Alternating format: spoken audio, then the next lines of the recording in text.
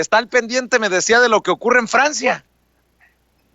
Fíjate que se junta muy bien con lo que estamos hablando porque al final de cuentas es esta capacidad de articularse. La izquierda en Francia este domingo arrasó en las municipales de segunda vuelta. ¿Por qué es importante para nosotros, Vicente? ¿Por qué dices, bueno, ¿y qué me importa? Francia está muy lejos, no es como nuestra relación con Estados Unidos, bueno, ¿no? Que siempre estamos muy atentos. Creo que es importante porque por primera vez después de muchos años, y diría yo que por primera vez en realidad, la izquierda de Francia se articula en un frente común para lograr, digamos, ir contra las propuestas principalmente de Macron. Acuérdate, digo, nada más entre paréntesis, el Macron mexicano que era el Ríos Peter, ¿no? El jaguar famoso, que era el gallo de oro del señor Jorge Castañeda, por cierto. ¿No? Cierro ahí mi paréntesis, nada más para que no se les olvide, porque había algunos que añoraban mucho seguir ese esquema. Bueno, pues este domingo, esa izquierda insumisa, como se dicen ellos, esa izquierda que articuló socialistas, comunistas, ecologistas y toda esta banda que lo que piensan, y fíjate que es bien bonito, porque todo el discurso y las entrevistas a propósito de ese triunfo, de lo que hablan es de que el confinamiento los hizo repensar el mundo en el que quieren vivir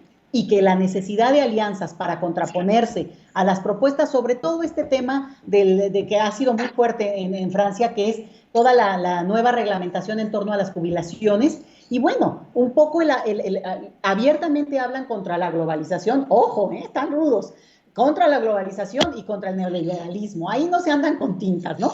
Y en ese sentido lo interesante es que hablan de repensar los valores básicos por los que merecemos, digamos, ser democracia, ser ciudadanos, y hablan de libertad, de solidaridad, porque dicen, esto es lo que nos enseñó la pandemia. Y si no aprendimos algo de esta pandemia que va en esos términos, bueno, pues no vamos a poder cambiar también el estado de cosas. Entonces, es muy interesante porque como se fueron dando algunos triunfos en bastiones históricos de la derecha hace 40 años, Vicente.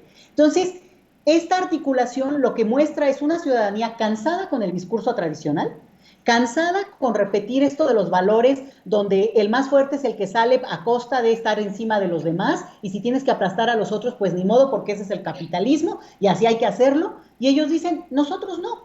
Y ahí sí que usan la excepcionalidad francesa de decir, nosotros, la igualdad, la solidaridad, es una cuestión que se pone por encima, digamos, de este discurso simplón que había imperado incluso en Francia. Entonces, me parece que es interesante porque incluso hablan, sin alianzas no hay posibilidad de competir en este momento, y por eso se alían algunos que han sido incluso enemigos, porque la izquierda tiene esa parte, la izquierda tiene esa capacidad de separarse en muchos grupos.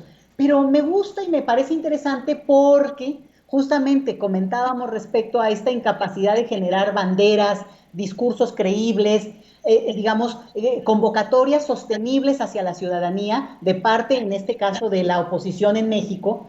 Y vemos el caso francés, cuya oposición dice, aprendamos de la pandemia a recuperar los valores más humanos, la solidaridad, el principio de la capacidad digamos, de ayudarnos, encontrarnos, y que eso es lo que le exigimos al gobierno y al propio Estado.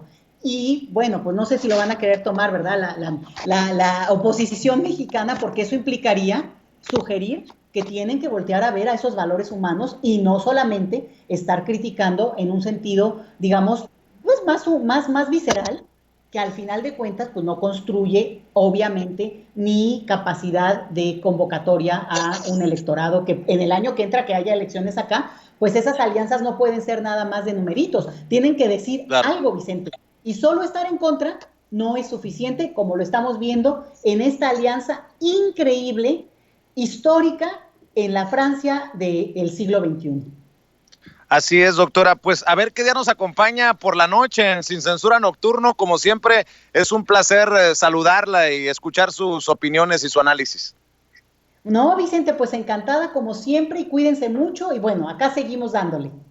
Claro que sí, le mando un abrazo. Recuerde que en Twitter encuentra a la doctora Leticia Calderón Chelius como @LetiChelius, y también apoye el esfuerzo de migrantólogos, así búsquelos en @migrantólogos. Mi querido Rafa Herrera, ¿cómo andas?